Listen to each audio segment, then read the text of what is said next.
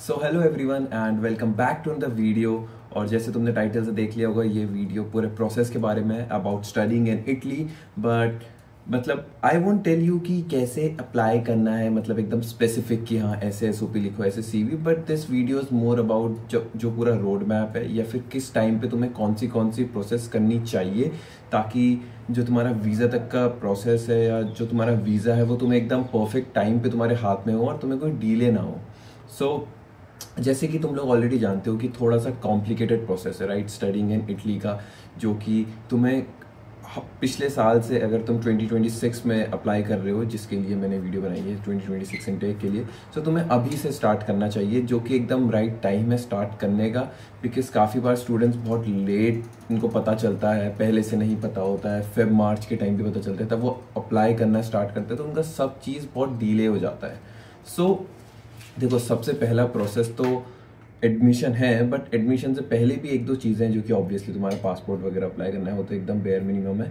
But apart from that IELTS भी है। सो IELTS obviously ज़रूरी नहीं होता है हर यूनिवर्सिटी में, बट मैं ऑलवेज एडवाइस करता हूँ स्टूडेंट्स को करने के लिए, बिकॉज उसके वजह से तुम्हारा पोर्टफोलियो थोड़ा सा प्रोफाइल इन्हांस हो जाती है। And also if in case तुम कोई दूसरी कंट्री के लिए, मे बी जर्मनी वगैरह के लिए बीच में प्लान बन गया, वहाँ से एडमिशन आ गया, तो वहाँ भी जा सकते हो। सो एक थोड़ा सा ऑप्शंस खुल जाते हैं तुम्हारे। So moving on, let's start with the first one, that is the admission. So usually अभी नवंबर एंड दिसंबर फर्स्ट वीक से एडमिशन स्टार्ट हो जाते हैं for most of the universities. बहुत कम है जो अक्टूबर में भी स्टार्ट करती है, but usually this is the first intake for most of the universities.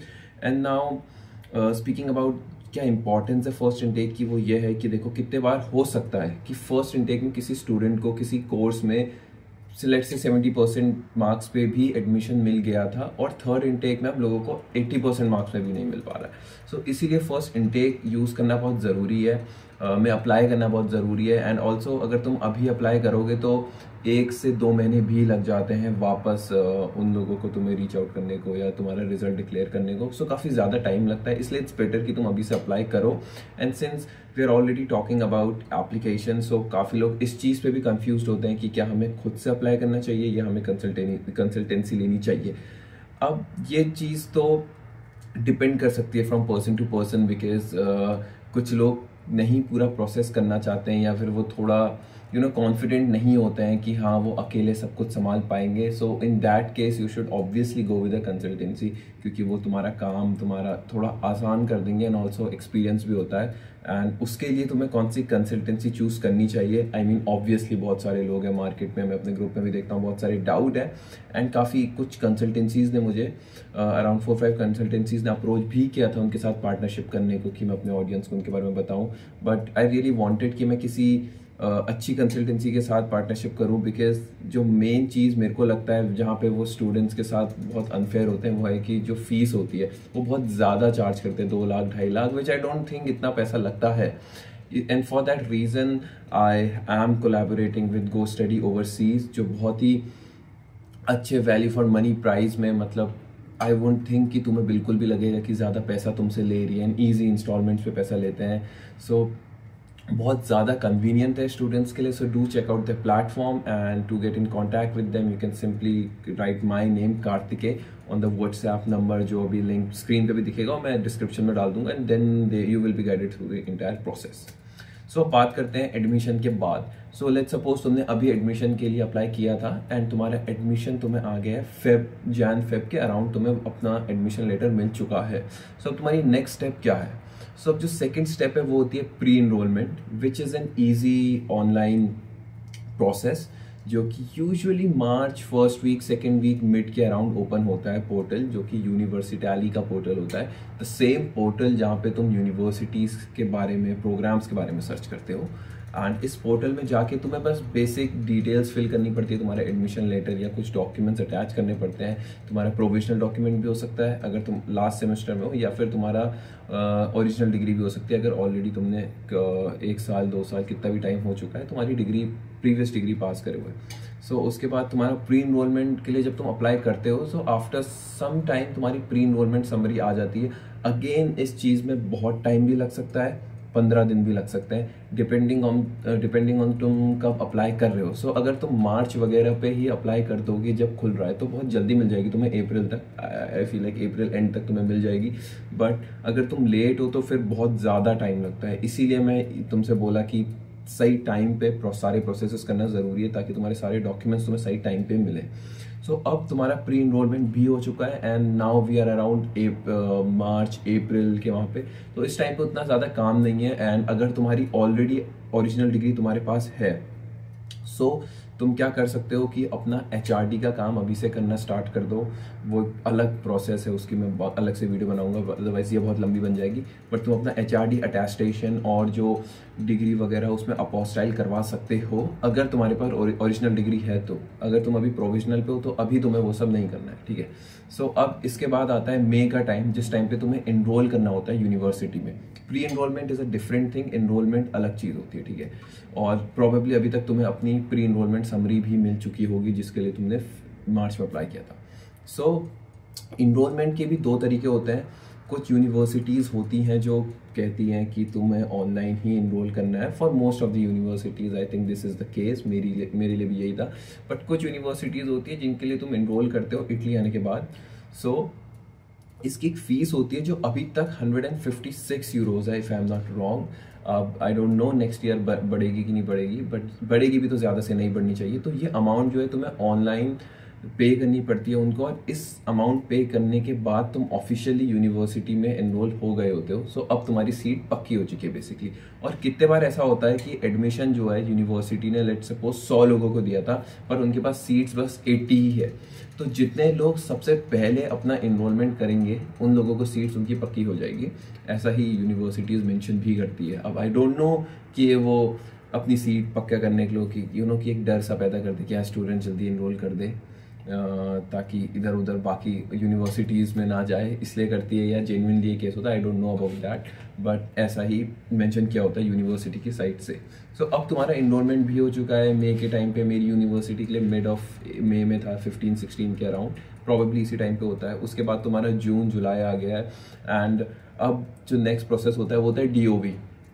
सो अब हम वापस से उन स्टूडेंट्स पर आ जाते हैं जो अपने लास्ट ईयर में हैं, अभी अपीयर कर रहे हैं। सो अब तुम्हारी डिग्री मोस्ट प्रोबेबली तुम्हें जून एंड या जुलाई में मिल जानी चाहिए। एंड इसीलिए कोई बैग्स वगैरह मत रखना कि जितनी जल्दी तुम्हें डिग्री मिल सके। तो जैसे ही तुम्हें एक बार अपनी डिग्री हाथ में आ गई, तुम्हारी ट्रांसक्रिप्ट्स आ गई है 8 के 8 सेमेस्टरों की या फिर 6 के 6 सेमेस्टरों की, अगर तुम्हारे 3 या 4 साल का बैचलर्स है, और जो बोर्ड्स वाले स्टूडेंट है तुम्हारे बोर्ड्स की डिग्री तुम्हारे हाथ में आ चुकी है। सो उनको उस डॉक्यूमेंट को, ट्रांसक्रिप्ट्स को HRD करवाना पड़ेगा सबसे पहले, और उसके बाद अपोस्टाइल करवाना पड़ेगा, जिसके लिए तुम कोई भी सर्विसेज ले सकते हो। आजकल बहुत सारी ऑनलाइन सर्विसेज है, मैंने अलंकृत से करवाया था दिल्ली में खुद जाकर ही। सो तुम वो करवा सकते हो, और तुम प्रोविजनल डिग्री पे भी करवा सकते हो, क्योंकि ओरिजिनल डिग्री मिलने में टाइम लग जाता है कितने बार, वो इमीडिएटली आफ्टर तुम्हारी ग्रेजुएशन खत्म होने के बाद नहीं मिलती है। तो उस केसेस में प्रोविजनल भी चल जाती है। बट अगेन अपने कॉन्सुलेट, जिस एम्बेसी में तुम जिस कॉन्सुलेट में अप्लाई करने वाले हो, वहाँ की गाइडलाइन चेक कर लेना प्रोविजनल अलाउड है कि नहीं। अदरवाइज अपनी यूनिवर्सिटी से रिक्वेस्ट करना कि तुम्हें ओरिजिनल दे। तो फिर तुम्हें बस इन डॉक्यूमेंट्स को HRD करवा के अपोस्टाइल करवाना है, एंड दैट्स हाउ तुम्हारे डॉक्यूमेंट्स अब DOV के लिए प्रिपेयर हो चुके हैं। सो DOV है डिक्लेरेशन ऑफ वैल्यू बोलते हैं जिसको, जो तुम्हें वीज़ा के लिए चाहिए होता है। बेसिकली इस डॉक्यूमेंट का मतलब होता है कि जो तुमने इंडिया में पढ़ा है, जो तुमने एजुकेशन ली है, वो इटालियन एजुकेशन के इक्वल है। एंड उसकी अपनी अलग चेकलिस्ट होती है जैसे वीज़ा की होती है, but mostly it's about academics document, जो उतना डिफिकल्ट नहीं होता है। सो तुम खुद से जाके भी कर सकते हो, एंड तुम यूनिटेलिया की हेल्प ले सकते हो, जो आई थिंक 5,000 के आसपास तुम अमाउंट लेती है। But then you don't have to go to Delhi, and जो भी तुम्हारी कॉन्सुलेट है। But I am even not sure कि वो हर कॉन्सुलेट में यूनिटेलिया ऑपरेट करती है, बट दिल्ली का आई एम श्योर कि वहाँ करती है। So you can pay them, और वो तुम्हारे सारे डॉक्यूमेंट्स तुम कुरियर से भेजोगे, वो सब प्रोसेस DOV का करके तुम्हें वापस दे देगी। So you are just paying money, और तुम्हें कहीं नहीं जाना है। बट मेरे केस में जैसे मैं खुद जाके किया था दिल्ली में, बिकॉज एनीवेज मैं चंडीगढ़ गया हुआ था अपना HRD वगैरह करवाने, फिर मैं दिल्ली आके अपोस्टाइल करवाया था। सो मैंने DOV खुद से ही करवाया, और मैंने DOV करवाया था 28 जुलाई को, और ज़्यादा दिन नहीं लगता उसमें, और बस 200 रुपये ऐसी कुछ की फ़ीस थी अगर खुद से जाके कराओगे। एंड उसमें कुछ इंटरव्यू नहीं होता है, बस डॉक्यूमेंट सबमिट करने होते हैं। आई थिंक अराउंड 9th या 8th ऑफ अगस्त मेरे को अपना DOV वापस मिल गया था।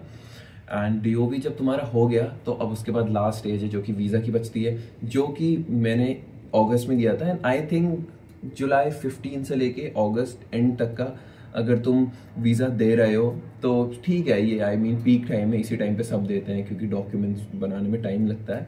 बिकॉज ट्राई करोगे तुम्हें सितंबर एंड तक का अपना वीज़ा हाथ में आ जाए, वो तभी मिलेगा अगर तुम अगस्त मिड या अगस्त एंड तक का अप्लाई कर रहे हो, क्योंकि मोस्टली लास्ट वीक ऑफ सितंबर से क्लासेस स्टार्ट हो जाती हैं।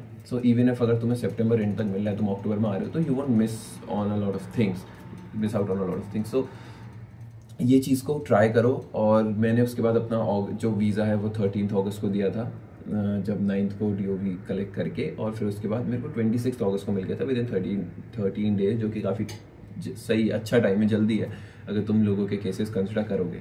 सो मोर ओवर यही पूरा प्रोसेस है कि तुम्हें रोड मैप है I would say Italian student visa का, कि you have to start from November December, और ऐसे करके तुम पीक अपना टाइम जुलाई जो कि एकदम राइट टाइम है, तब तुम अपना वीज़ा फाइल कर सकते हो। सब कुछ एकदम स्मूथ जाएगा।